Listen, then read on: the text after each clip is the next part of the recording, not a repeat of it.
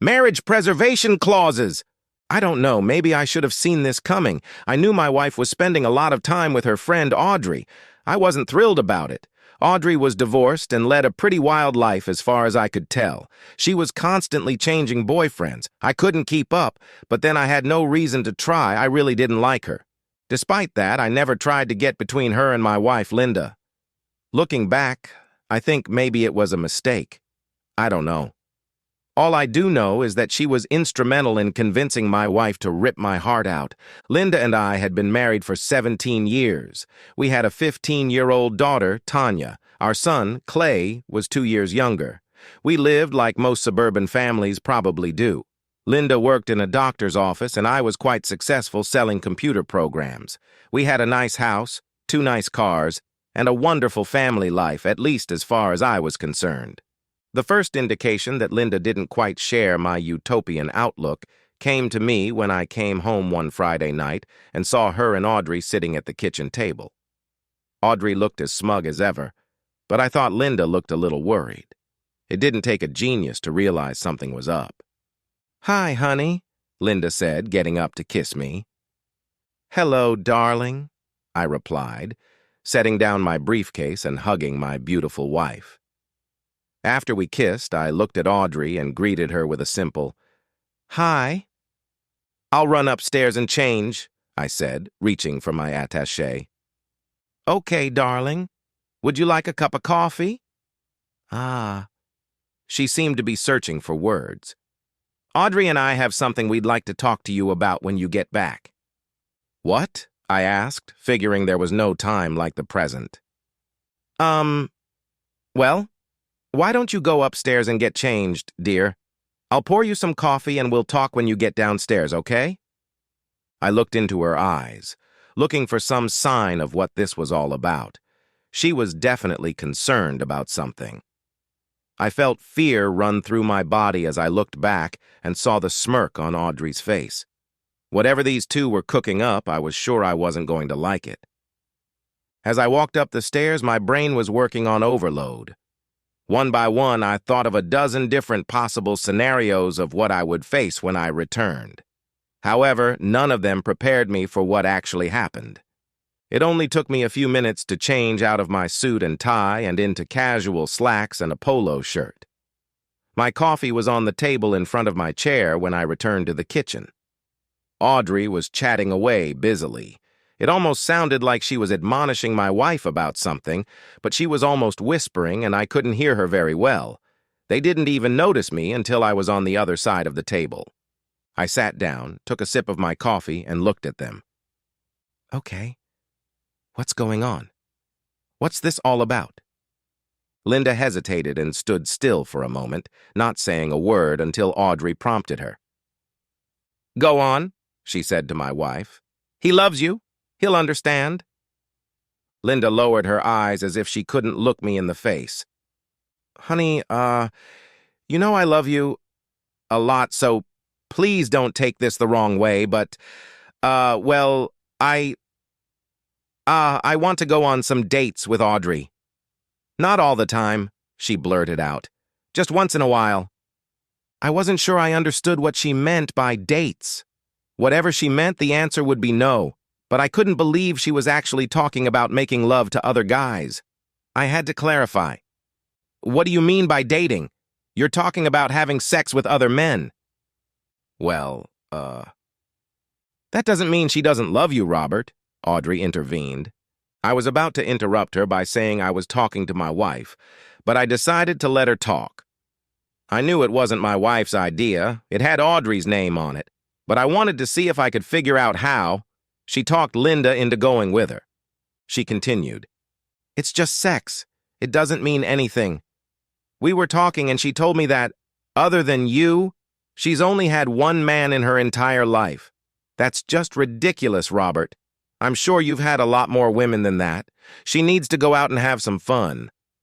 I looked back at my wife. "So, sex with me isn't fun?" Linda finally looked at me.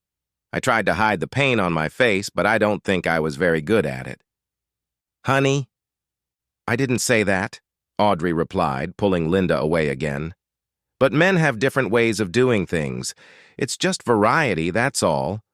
There are plenty of guys who love their wives enough to let them go out and have a little fun. It doesn't mean anything, Robert. It's just sex. Linda and I talked it over and decided it's only fair to let you have a little time on the side, too, if you want to. I looked back at Linda. I'm not sure if it was fear or regret, but I think she was starting to feel like this was a big mistake. I see, I said firmly. I felt tears come to my eyes, but I was determined to hold them back.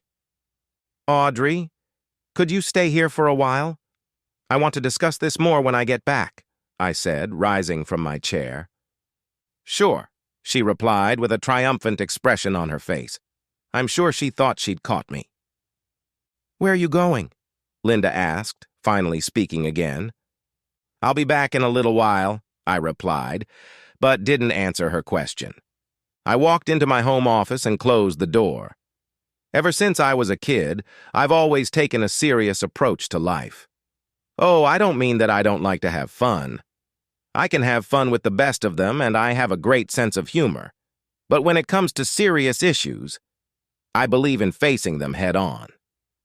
I fought back tears as I sat down at my computer and began typing my response to Linda's suggestion. Dear Linda, I never thought I would be so hurt by the woman I have loved with all my heart for so many years, but when you informed me of your intentions to have sex outside of our marriage, you broke my heart. I know your friend Audrey is behind this, but your willingness to go along with her plan has already damaged our relationship and our marriage. Just to be absolutely clear about my position on your alleged infidelity, I categorically state that I will consider any relationship of any kind, with man or woman, as a betrayal and a violation of our wedding vows. If you ignore my feelings on this matter and continue on your adulterous quest, here's what will happen. 1. I will immediately file for divorce on Monday morning. 2. I will contact our parents and everyone we know to inform them of our impending divorce and explain exactly why I took the actions I did. 3. I will sit down with the children and explain the reasons why we are divorcing. 4. Until our divorce is final, I will leave no stone unturned until I reveal the names of everyone you are dating. If they are married, I will let their wives know. I will have no pity or sympathy for them or their families. Make sure they know this before you put them and their families in danger. 5. Once divorce proceedings begin, there is no turning back.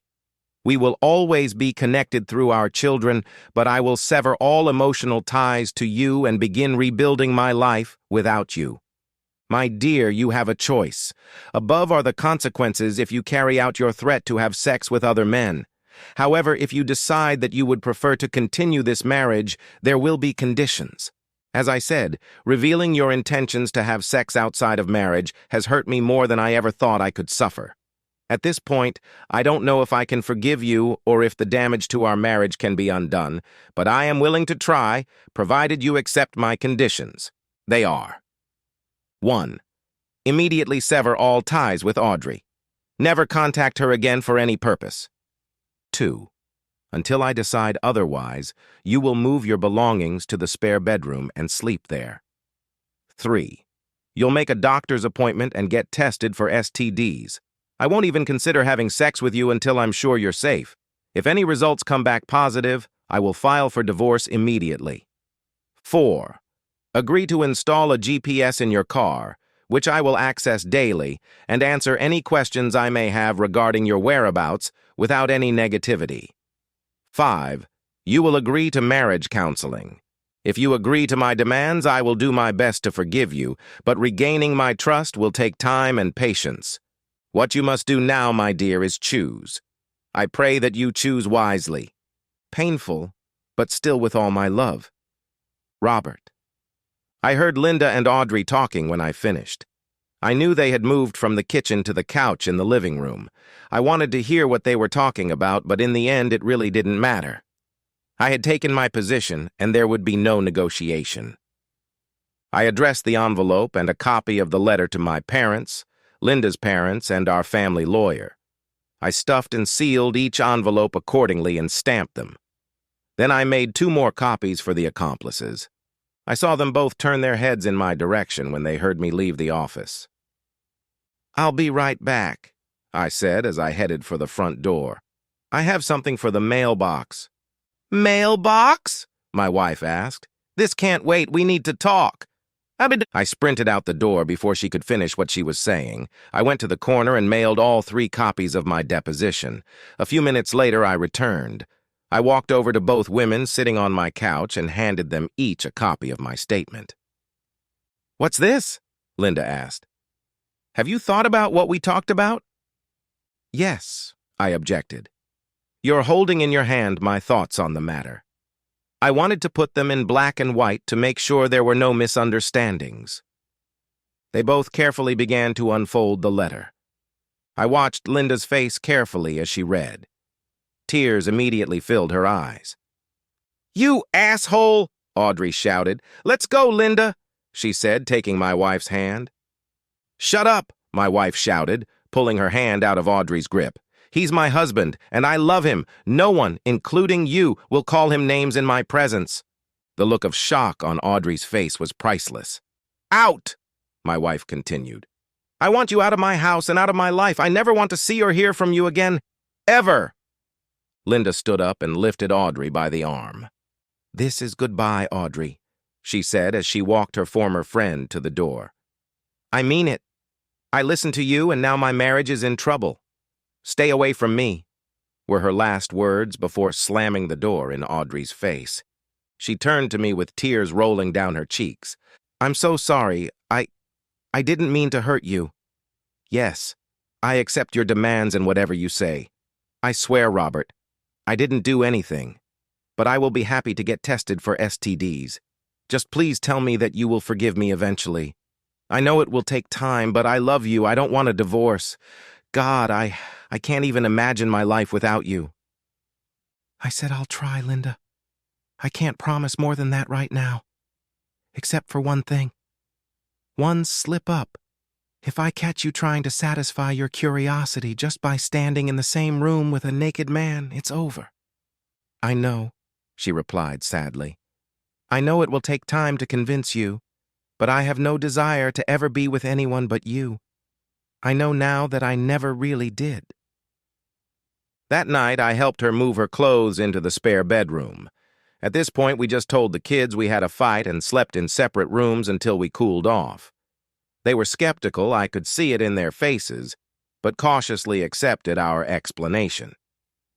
The next day, I went out and bought a GPS for Linda's car. Without her knowledge, I also bought a phone recording device. It was a simple little gizmo. All you did was plug it into any phone jack. When a call was made or received from any phone in the house, it recorded both sides of the conversation. When the connection was broken, the recorder stopped. I set it up in my office and hid the unit behind a file cabinet, just in case. On Sunday, I equipped Linda's car with GPS and downloaded the software to my laptop. I was hopeful but unsure of our future together. Linda's job required her to work only 4 days a week. She had Saturday, Sunday, and Monday off. Needless to say, I followed that GPS signal all day at work on Monday. She left for the grocery store around 10 o'clock, except the car never left the driveway. I was still very anxious and wanted to check the phone tap. When I got home that evening, the kids were doing their homework at the kitchen table while Linda made dinner. "Hi, honey," she said, running up to kiss me. I saw the disappointment in her eyes as I turned my cheek to her. "Can we talk later tonight when the kids are asleep?" she asked quietly. My heart beat like a drum again. Had she changed her mind? "Yes," I answered, already feeling anxious.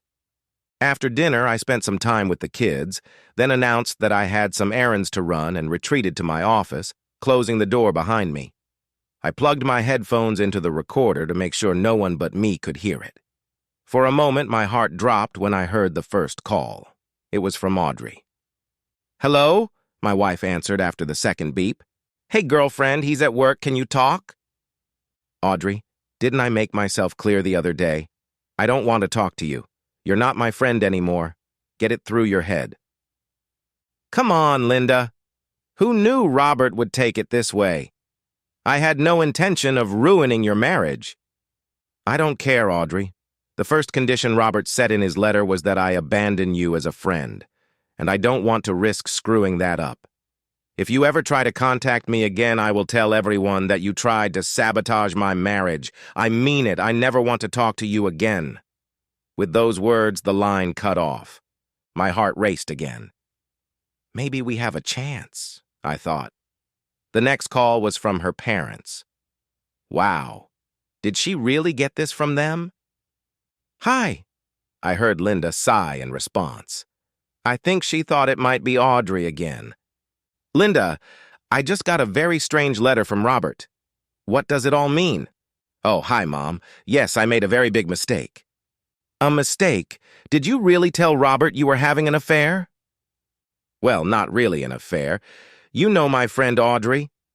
Well, she is. Before she could continue, she heard her father's voice on the phone. Who's that? Are you talking to Linda? Give me that phone. Hi. Hi, Dad, she answered in a shaky voice. What's wrong with you? Is this how we raised you, to cheat on your husband? How can you even think of such a thing? I'm ashamed of you. We're both ashamed of you. I could hear Linda sobbing as she tried to answer him. I'm sorry, Daddy. I'm so sorry. I know I hurt you and Mom. I definitely hurt Robert. I'm so sorry. I heard her cry harder. Her dad heard her too. It seemed to calm his anger a little. His voice was a little calmer when he spoke again. I don't know what's gotten into you, girl. I sure as hell hope you told him you'd abide by the rules he set up. Yeah, Dad. I already dumped Audrey as a friend. I told her I never want to talk to her again. I can't get STD tests where I work. I'd be too embarrassed. But I'm going to call the city clinic and get it done there. I'm also going to be the best wife a man could ever dream of, Daddy. I know how lucky I am to have a second chance. Believe me, I won't miss it. They talked some more, then her mother picked up the phone again. By the time they were done, all three of them were sobbing. The most enlightening call was from Linda to my mother. Hi, Mom. Linda, hi, honey. It's so good to hear from you. How is everyone? Apparently you haven't gotten Robert's letter yet. A letter? No, is everything okay? Mom asked.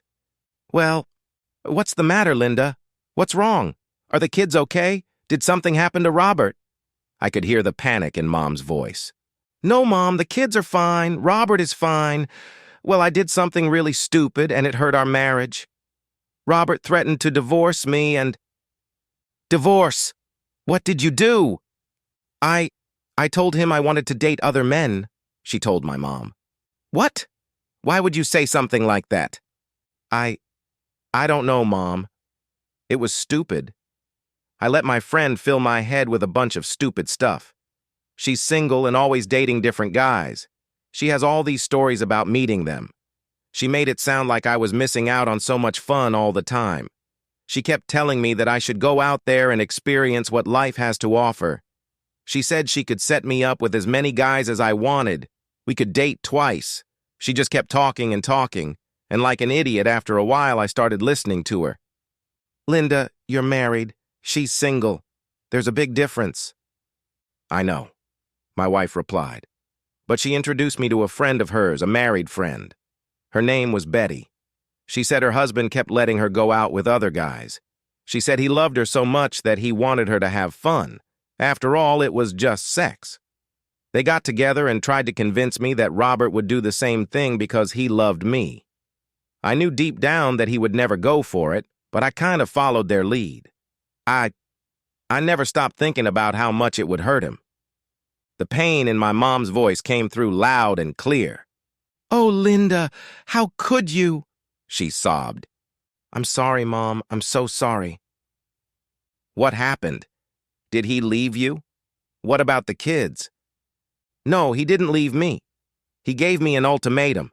Dump the girl who talked me into this and give up the idea of sleeping with anyone else or get a divorce. We are also going to see a marriage counselor. He sent out a letter explaining our situation.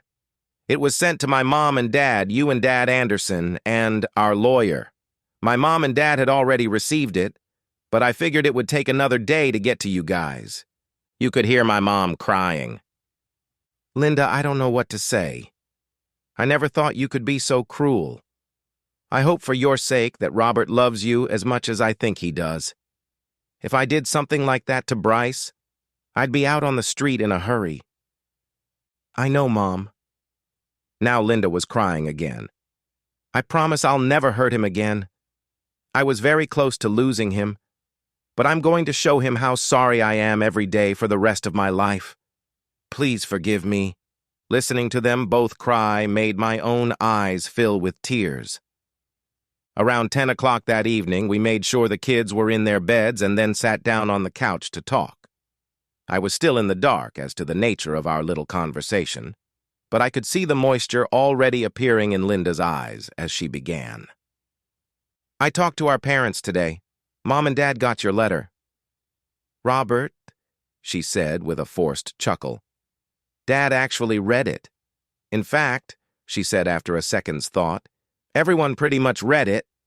Your mom and dad haven't gotten the letter yet, but I'm sure they'll get it tomorrow, so I called to soften the blow.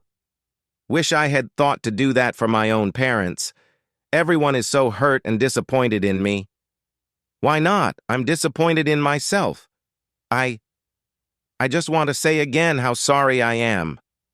She wiped the tears from her eyes and continued. And also, don't be angry, but I have to tell you. Audrey called too. She probably thought I was joking when I said we weren't friends anymore. Anyway, I said it again. I told her that if she ever called me again, I would tell everyone how she tried to sabotage my marriage. She doesn't have many girlfriends, and I don't think she's willing to risk losing the few she has, so I doubt I'll hear from her again. Even though I knew all about them, I was glad she told me about the calls. I took her hand, smiled, and thanked her for being honest with me. The next week, Linda went to get tested for STDs. Truth be told, I never really believed that she had actually cheated on me. If she had, I don't think Audrey would have been able to resist rubbing my nose in it. She probably would have blabbed. I know that HIV can hide in the body for years before showing up, but all other tests were negative. So after 3 months, I finally let Linda back into our bed. Our lovemaking was awkward at first, but Linda was relentless and worked hard to bring back what we once had. Even after things finally returned to normal, she did everything I wanted her to do, and did it with enthusiasm. I think our lovemaking today is better than ever. Marriage counseling has also helped. Audrey and her friend really worked on my wife. Our therapist had her repeat every conversation over and over again. Even the fact that Betty's husband got involved. From what she said, he did his best to convince her that he let his wife play because he loved her so much. He told Linda that any man who truly loves his wife should be able to put aside his jealousy to make her happy. I really think he was hoping to make love to her himself, somewhere down the line. One of these days, I'm going to have to find this asshole and personally express my feelings for his help in seducing my wife. It's been over a year since that ill-fated day. And while I haven't had the slightest cause for suspicion since then, I still track Linda's whereabouts with my GPS from time to time. I also check her phone calls from time to time. Once that seed of distrust is planted, it's hard to let go. Next month, we are going to celebrate her mom and dad's 50th wedding anniversary. Looking back at what we've been through and where we are today, I'm pretty sure that 31 years and 3 months from now we'll be doing the same thing. The end. Subscribe to my channel. Thank you.